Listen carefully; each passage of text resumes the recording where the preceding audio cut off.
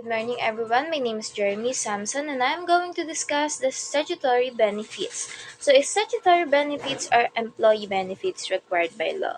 They are also known as mandatory benefits. Employer must provide these benefits to their employees according to the legal regulation of each country.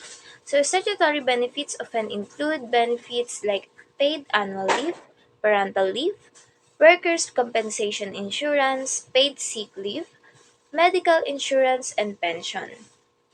Social Security system. For self-employed and voluntary members, and contribution rate is 11% of the monthly salary credit based on the monthly earnings declared at the time of registration. For OFWs, the minimum monthly salary credit is pegged at 5,000 pesos. Can you still pay SSS contribution late? There is no penalty for individual members who fail to pay their contribution for a certain period. However, the SSS doesn't allow members to make retroactive payments just so they qualify for a loan or benefits. You can only continue paying for the succeeding months or in advance, but never for the past unpaid months. PhilHealth. The Philippine Health Insurance Corporation or PhilHealth was created in 1995 to implement universal health coverage in the Philippines. It is a tax-exempt, government-owned and controlled corporation of the Philippines and is attached to the Department of Health. Its stated goal is to ensure a sustainable national health insurance program for all, according to the company.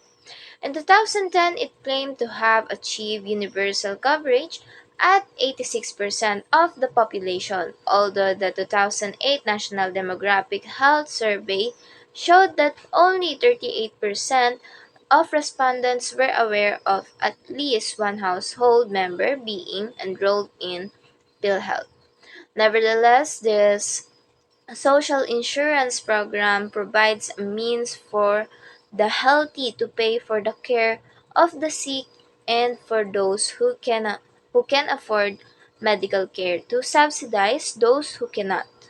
Both local and national governments allocate funds to subsidize the indigent.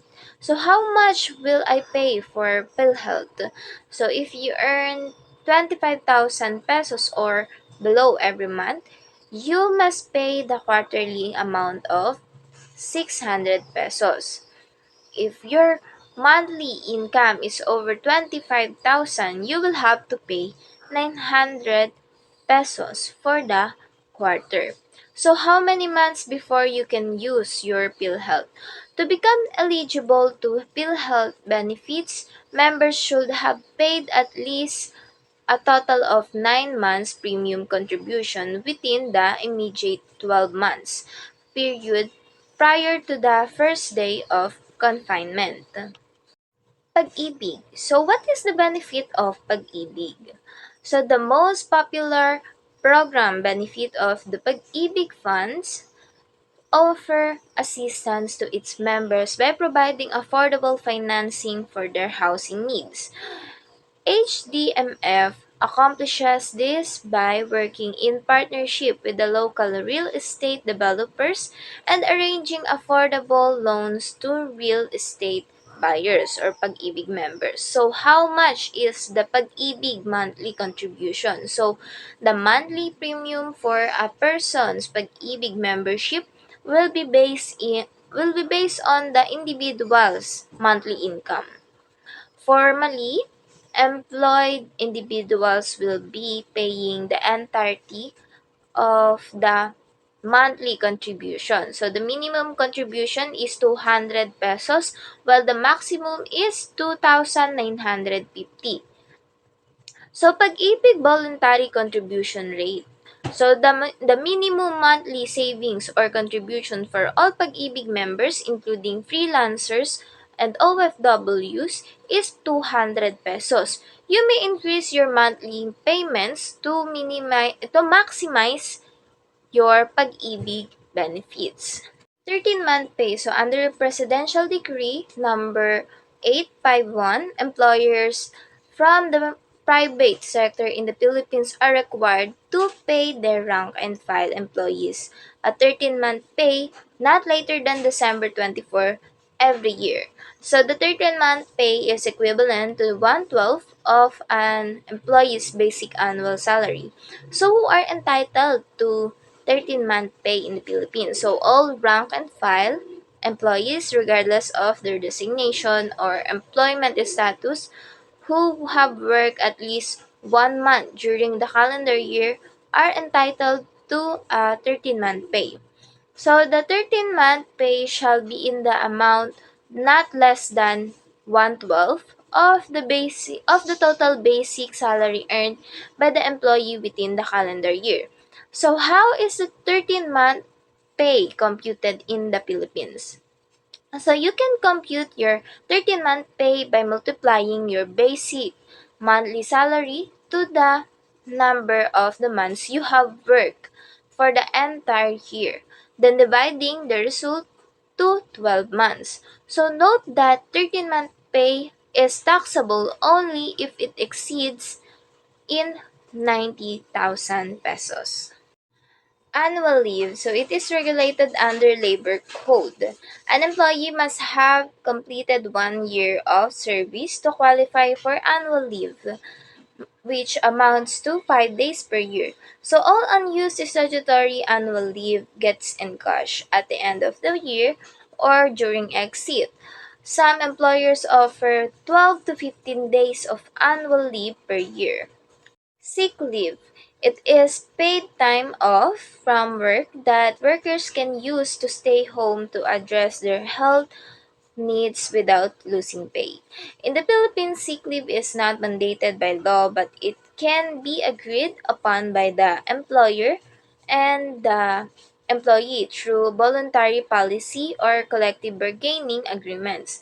The maximum total sick leave is 15 days per year, and all unused leave can be converted to cash at the end of the year. Maternity leave. So, maternity leave of 30 days without pay can be availed of at the option of the female worker, provided that the employer shall be given due notice. Due notice to the employer must be in writing and must be given at least 45 days before the end of the female worker's maternity leave. So how many days is maternity leave in the Philippines? So 105 days. So all working mothers, including those employed in the informal sector, can take up to 105 days of paid maternity leave. So for each pregnancy, provided they've made at least 3 monthly contribution to the Social Security system in the 12. Paternity leave. So notwithstanding any law, rules and regulations to the contrary, every married male employee in the private and public sector shall be entitled to a paternity leave of 7 days with full pay for the first four deliveries of the legitimate spouse with whom he is cohabiting. Who pays for paternity leave in the Philippines? So, paternity leave benefit is paid by the employer, whereas maternity leave is paid for the Philippine Social Security System. So, this leave policy applies to childbirth and is the case of miscarriage and abortion, as well as for adoption of the children under 7 years of age. Severance pay. So, what is severance pay, or also known as separation pay? So, in termination for authorized causes, separation pay is the amount given to an employee terminated due to installation of labor saving devices, redundancy, retrenchment, closure, or cessation of business, or incurable disease. So, separation pay is mandated by the Philippine Labor Code. The computation will be based on how you were terminated. You can get a month's worth of your salary, or or half a month multiplied by the year you serve. So this article was written on August 23, 2019 and updated on January 6, 2020. Employee compensation program. So in the Philippines aims to assist workers who suffered work-connected sickness or injury resulting in disability or death. So it is provided benefits that can be enjoyed simultaneously with Social Security benefits effective since June 1984. The EASY program covers situations where an employee is injured at the workplace, performing official functions, or executing an employer's order. So, however, compensation is not allowed for injuries due to drunkenness, willful self harm, or notorious negligence. To file an EC claim, the employer must be notified within 5 days of the contingency, and employers are required to keep a logbook recording employee sickness, injury, or death. Additionally, the EC program serves as a crucial safety net for workplace, providing financial security and support to employees who sustain work-related injuries or illnesses. Employees do not contribute directly to this program, so it is purely employer-based. Statutory benefit coverage. So all employee persons under the age of 60 who earn a monthly income of more than 1,000 are required to contribute to the three social insurance fund previously mentioned. So government employees under the retirement age of 65 and officers of the Armed Force of the Philippines, so AFP, Philippine National Police or PNP, Bureau of Fire Protection or BFP, Bureau of Jail Management and Penology or BJMP, and the Philippine Coast Guard or PCG, who are under the age of 60 are mandated by law to contribute to the GSIS. So both private and government employees must contribute to the Pag-ibig Fund and PhilHealth. Membership is optional, however, for self-employed persons, overseas Filipino workers or OFWs, and non-working spouses. Foreign national working in the Philippines must also make contribution to SSS, HDMF, and PhilHealth. Membership is mandatory unless exempt under some of Philippines totalization agreements. Thank you so much, Miss Samson. Good afternoon to everyone. I am Alcide Roque and I will be discussing the basis of statutory benefits. First, let's look at the key points. Contributions are usually shared between the employer and employee as a percentage of the employee's monthly salary. Second, the benefit levels and eligibility criteria are set by the respective government agencies that administer each program. These benefits are regularly updated to keep pace with the changes in the cost of living and economic conditions. Next, let's review the current minimum wage rates. In the National Capital Region, in Metro Manila, the minimum wage is 610 pesos per day. In Ilocos Region, 420 per day. Cagayan Valley, 415 pesos per day. Central Luzon, 495 pesos. Calabarzon, 525 pesos per day. Mimarapa, 435 pesos per day. Bicol Region, 410 pesos per day. In Western Visayas, it's 445 pesos per day. And in Central Visayas, 470 pesos per day. Eastern Visayas, 400. Zamboanga Peninsula, 420 pesos. Northern Mindanao, 450 pesos per day. In Davao Region, it's 490 pesos per day. And Soxargen, it's 425 pesos per day. In Caraga, it's 400 pesos, and in Autonomous Region of Muslim Mindanao, it's 300 pesos per day. These rates are set by the regional tripartite wages productivity boards in each region. They take into account factors like cost and living, economic conditions, and worker productivity. These rates apply all the private sector's employees with some exceptions, such as domestic workers and certain agriculture workers who have their own minimum wage regulations. Thank you for attention. Please welcome Mr. Segovia for his discussion. Once again, I am Alcide Roque. Thank you very much. Good day everyone, I'm Chris Joshua Segovia and I'll be discussing the minimum wage rate coverage. Applies to all private sector employees with some exception like domestic workers and certain agricultural workers. Covers both basic wage and cost of living allowance. Minimum wage levels are set separately per different regions and provinces based on local economic conditions. Minimum wage rate basis determined by regional tripartite wages and productivity boards in each region. Factors considered include the cost of living, economic conditions, and worker productivity.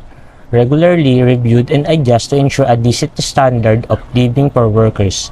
National government provides guidance to harmonize wage levels across regions.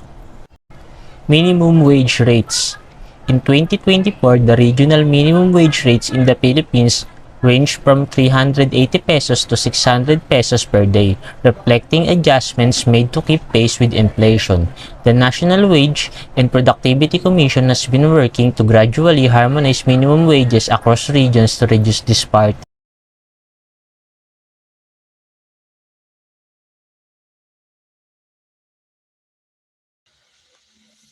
Good day, everyone. I am Janet Segovia, and I will discuss the coverage and the basis. The minimum wage law continues to apply to all private sectors employees with the same exceptions for household workers and certain agricultural workers. And there have been some discussions about potentially expanding minimum wage covers to uh, more categories of workers, but no major changes have been implemented yet. The minimum wage law still applies to all employees in the private sector except for specific groups such as household workers and certain agricultural workers, while there have been talk about possibly extending minimum wage protections to include more types of workers. No significant changes have made so far.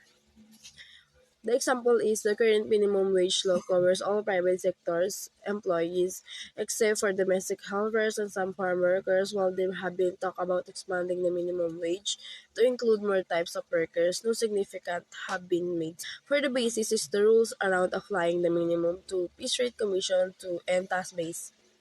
Compensation remain the same and the equivalent daily rate must meet or exceed the regional minimum. Employers are still prohibited from using allowances, tips, or other benefits to offset the minimum wage requirement. These existing rules for applying minimum wage to workers paid by piece rate commissions or task-based methods have not changed. These workers must earn an amount that, when calculated daily,